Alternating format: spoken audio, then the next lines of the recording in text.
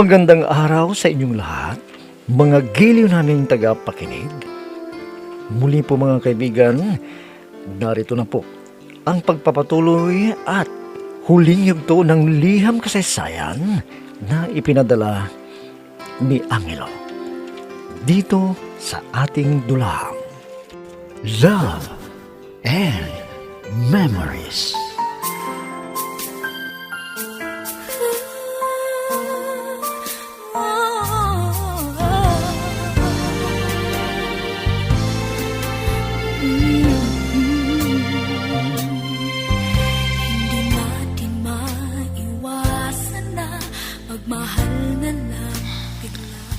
Lumapit pa rin si Rodel kay Berna para pagbigyan ng makasabay sa tanghalian si Berna. Pero tumanggi si Berna at tinanong kung nanliligaw ako sa kanya. At sinabi kay Rodel na malapit na niya akong sagutin. Kaya nagplano si Rodel na gawan ako ng masama para hindi matuloy na sagutin ako ni Berna.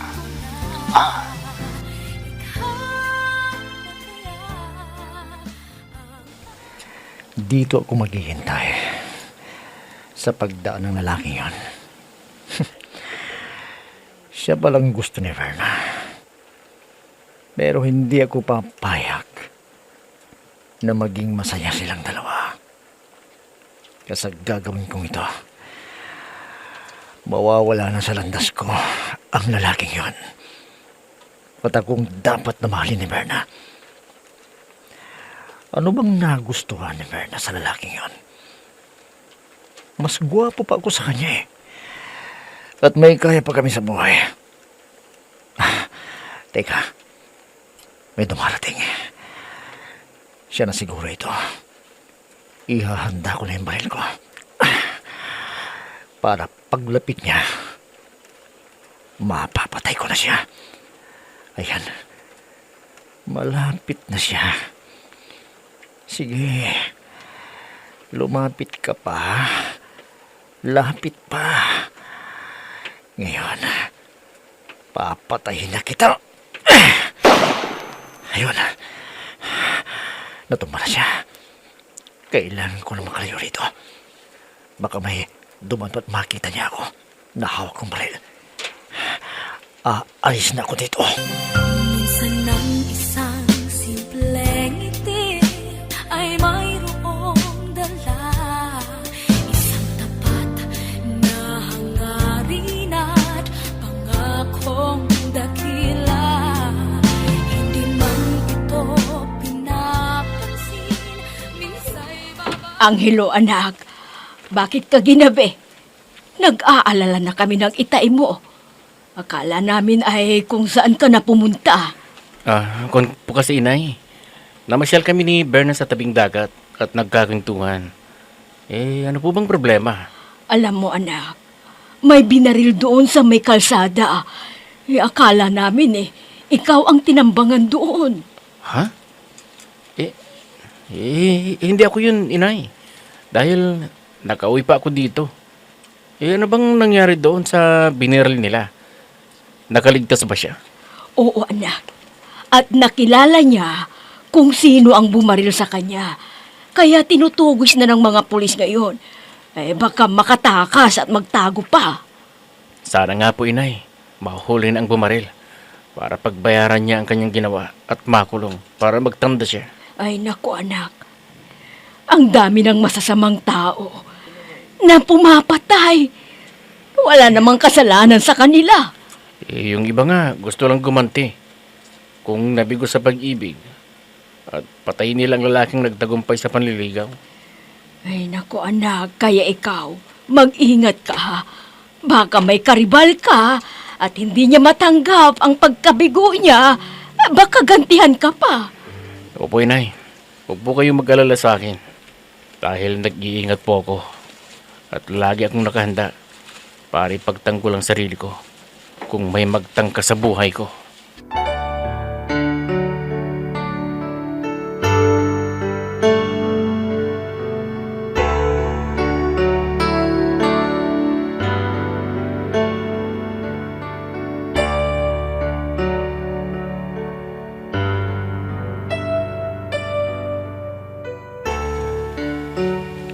Sana namatay ng karibal ko. Akala niya siguro hindi ako gaganti sa kanya. Hindi pa nga ako nagtapat kay Berna Inunahan mo na ako. At siya pa yung gustong sagutin ni Berna. Sana walang nakakilala sa akin para hindi nila ako hulihin at ikulong. Sa bagay, hindi naman nila ako matutuntum sa lugar na ito. Dahil liblib na lugar ito. Nasa paanan ng bundok. Kaya maliligaw sila kung sino man ang pupunta rito. Wala ka nang manliligaw ngayon, Berna. Sisimulan ko na ang paliligaw sa'yo dahil wala na akong karibal. Patay na siya. At bukas, dadalawin kita, Berna.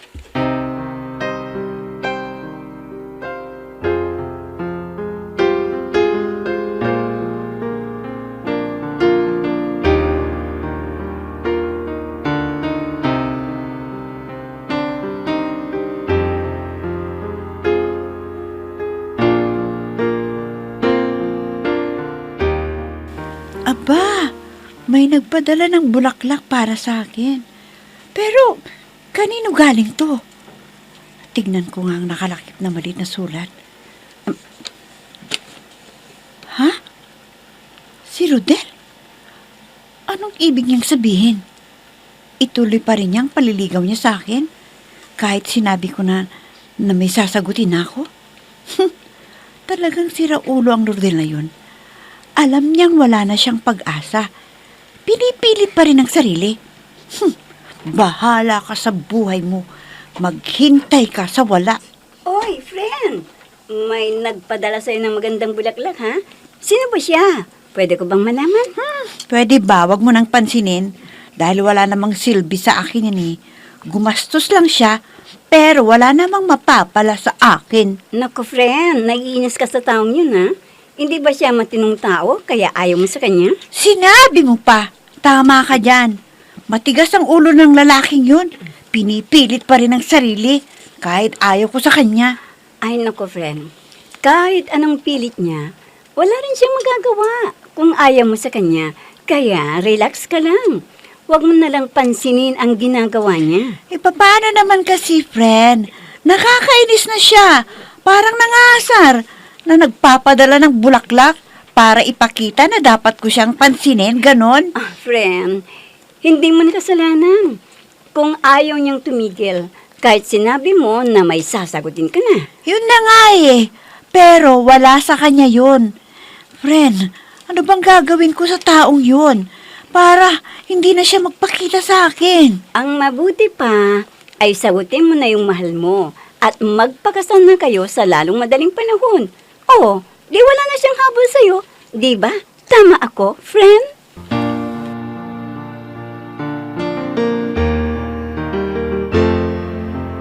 I'm so blessed I have you, 'cause you gave the world to me. You're my inspiration, the perfect one in my life forever. You make my life complete. Angelo, may sasabihin sana ako sa'yo. Sana pumayag ka na. Ha? Ano ba yun? Sige, sabihin mo sa akin, Berna. May problema ka ba? Di ba naikwento ko na sa'yo yung tungkol kay Rodel na pinipilit pa rin niya ang magpakita sa akin? Nagsisimula na siyang manligaw sa akin Ano? Bakit hindi mo ba sinabi na may relasyon na tayo? At baka sa lalong madaling panahon magpakasal na tayo? Ha? May plano ka na para magpakasal na tayo?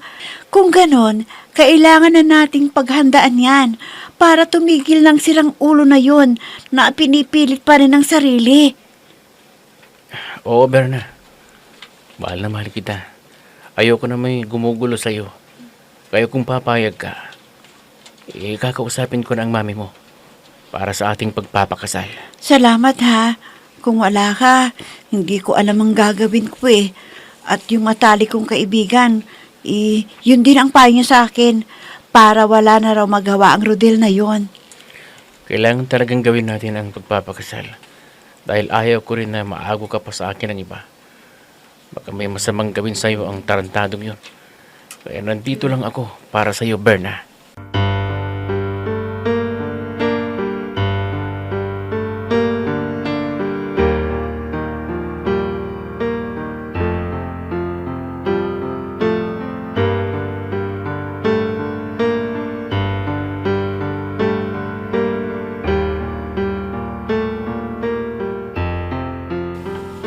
Inay, may plano na kami ni Berna na magpakasal sa larang madaling panahon.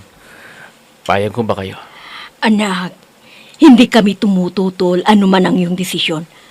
At tama lang na mag-asawa ka na para makita pa namin ang aming mga apo. Salamat po, Inay. Kaya sabihin na ninyo kay Itay na bukas ng gabi, mamamanhi ka na tayo kina Berna para pag-usapan ang aming pagpapakasal. Oo, anak. Sasabihin ko sa itay mo ang iyong balak. Alam ko na matutuwa rin yon pag nalaman niya na mag-aasawa ka na. At huwag po kayong mag-alala sa gagastusin, Inay. Dahil may ipon na po ako. At tutulong din si Berna para sa ihahanda natin. Mabuti naman kung ganun, anak. Kung ganyan na magtutulungan kayo, para hindi naman nakakahiya sa mga bisita na dadalo sa iyong kasal. Opo, Inay. Talagang paghahandaan namin ni Berna yan para mawala na yung problema niya sa lalaking ipinipilit ang sarili niya. Ano? Mabuti. At naisip na ninyo ang magpakasal kaagad para hindi na hahabol-habol pa ang lalaking yon at hindi na guluhin si Berna.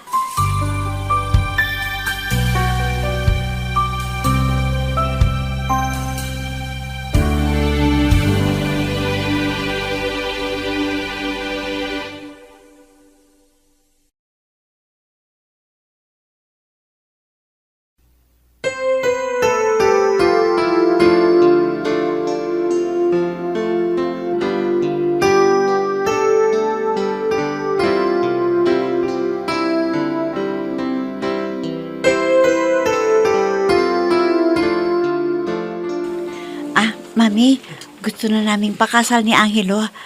Payag ba kayo sa aming relasyon at hindi kayo tututol sa aming pagpapakasal? Iha, hindi ako makikialam sa iyong pag-ibigan.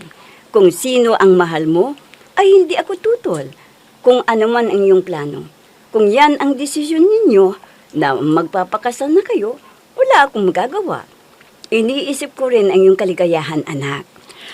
Salamat po, Mami. Alam po ninyo, kaya madalian ang aming desisyon na magpakasal dahil hanggang ngayon, pinipilit pa rin ni Rodel ang kanyang sarili. Ado, bakit? Lumalapit na naman sa'yo ang lalaking yun. Opo, Mami.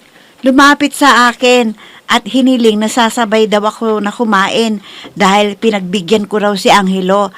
Nakita niya kami na sabay kumain kaya ganun ang gusto din niyang mangyari. Sige, Iha. Mas mabuti na pakasal ka sa lalaking mahal mo kaysa magdusa ka sa piling ng lalaking yon na hindi kanya maunawaan kahit sabihin mo na wala ka gusto sa kanya. Totoo po yun, Mami. Pinagsabihan ko na siya na wala akong gusto sa kanya at may mahal na ako. Pero hindi pa rin titigil hanggat hindi pa daw ako nagpapakasal sa iba. Kaya bukas ng gabi, Mami, mamamanhi ka na sina Angelo at ang kanyang mga magulang. Sige, Iha. Payag na ako na magpakasal ko na para hindi mo na problema ang taong yon na pinipilit ang sarili niya.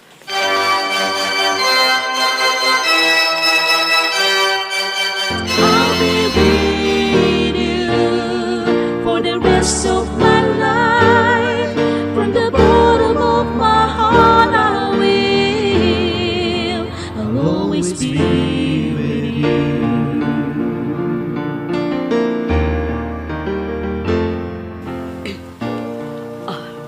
Binabati ko kayong dalawa, Angelo, Berna. Maraming salamat po, Mami. Friend, congratulations sa inyong dalawa. Best wishes. Salamat, friend. Berna, binabati ko kayo.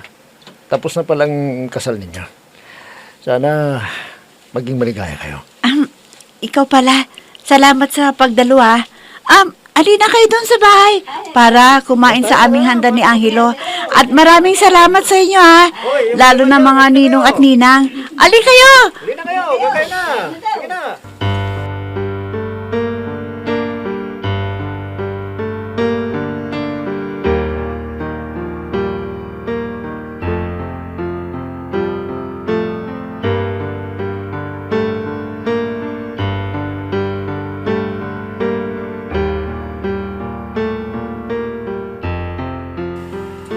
Ay, alam mo, Mameng, maswerte si Angelo sa napangasawa niya.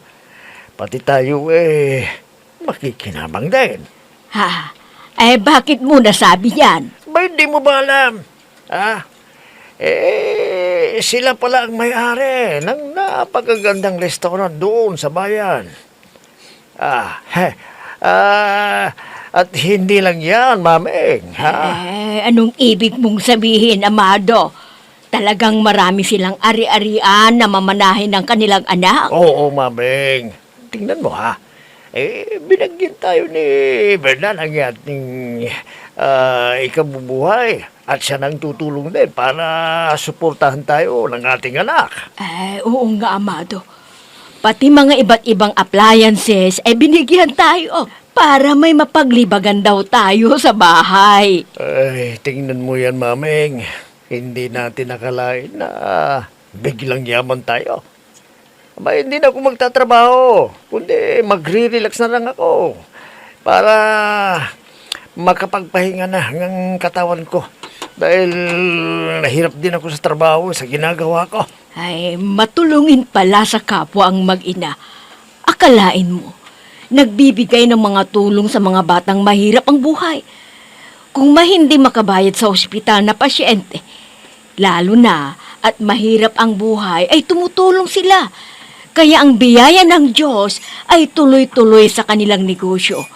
At salamat sa Diyos at naging maginhawa ang buhay natin.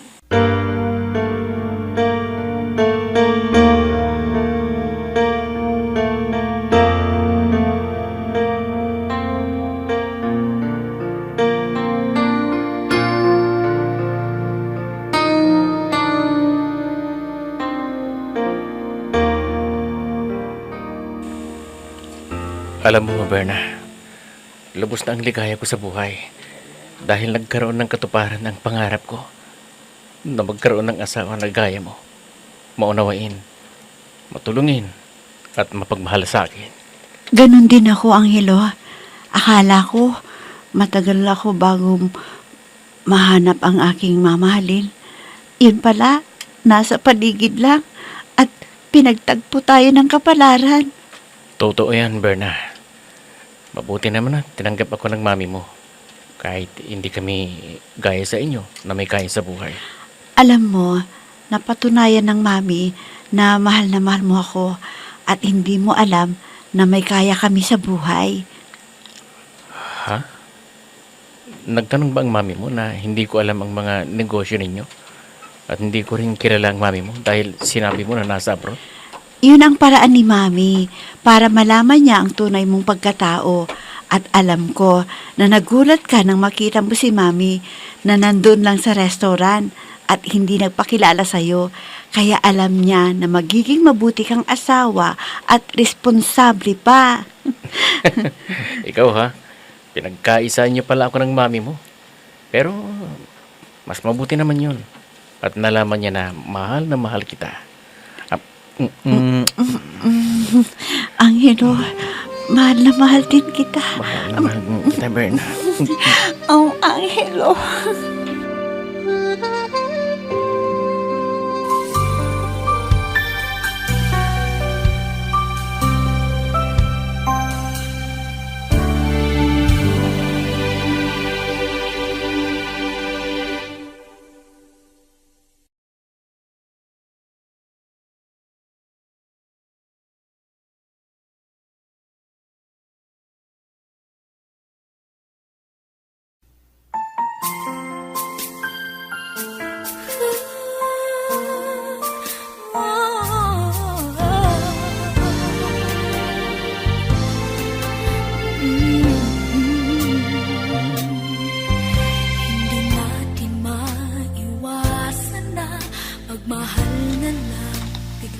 Maligaya at tahimik na rin ang buhay naming mag-asawa. At walang problema. At di magtatagal, ay magkakaroon na rin kami ng bunga ng aming pagmamahalan. Hanggang dito na lamang. Nagpapasalamat, Angelo.